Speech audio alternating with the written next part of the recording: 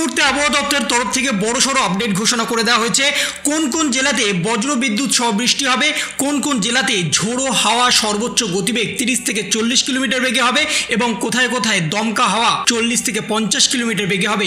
সমস্ত কিছু বিবরণ সহ আবহাওয়া দপ্তরের তরফ থেকে সতর্ক বার্তা জারি করে দেওয়া হয়েছে 17-3-2024 থেকে 18-3-2024 পর্যন্ত এবং সরাসরি আবহাওয়া দপ্তরের ম্যাপ কিন্তু দিয়ে দেওয়া হয়েছে কোথায় কত তারিখে কোন সময় এই বিষয়বস্তুটা হতে চলেছে, সমস্ত কিছু বিবরণ সহ দিয়ে দিয়েছে।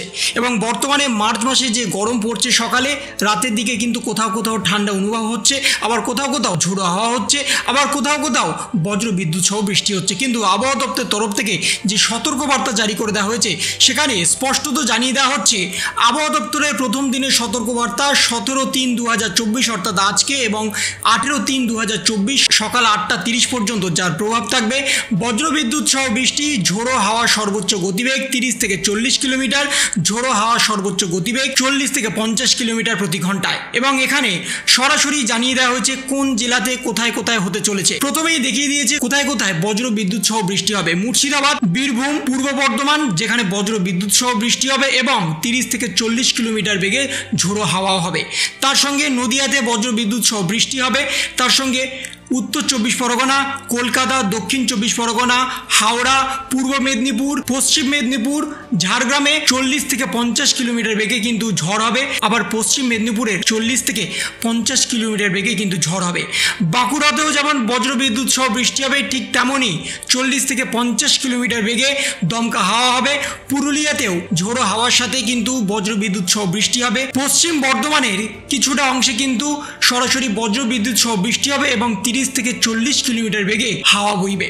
তাহলে বর্তমানে আবহাওয়া দপ্তরের তরফ থেকে যে পূর্বাভাস দিয়ে দেওয়া হয়েছে সেই পূর্বাভাস অনুযায়ী কিন্তু এই সমস্ত এলাকাতে বর্তমানে ঝোড়ো বৃষ্টি সহ আপনাদের দমকা হাওয়া বইতে পারে এবং সেখানে কালবৈশাখী ঝড় কিন্তু ইতিমধ্যেই আসতে চলেছে।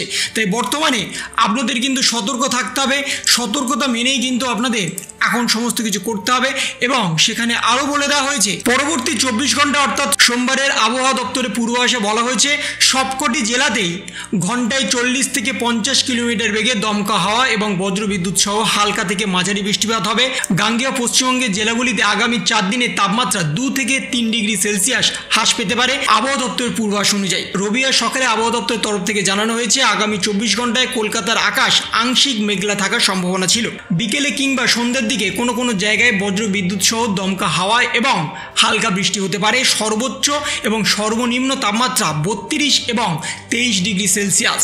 তাহলে বর্তমানে আগামী 4 দিন কিন্তু বৃষ্টি হবে, ঝোড়ো হাওয়া হবে, হালকা থেকে মাঝারি বৃষ্টি হতে পারে। তার পূর্বাভাস কিন্তু ইতিমধ্যেই আবহাওয়া দপ্তরের তরফ থেকে জানিয়ে দেওয়া হয়েছে। তাহলে বর্তমানে এই ছিল একটা ছোট্ট ইনফরমেশন আপনাদের সকলের জন্য। যদি আপনাদের ভিডিওটা ভালো লেগে থাকে তবে লাইক করুন, শেয়ার করুন এবং অবশ্যই সাবস্ক্রাইব করুন। তার পাশাপাশি আপনার মতামত কমেন্টের মাধ্যমে জানান। ভালো থাকুন, সুস্থ থাকুন, ধন্যবাদ।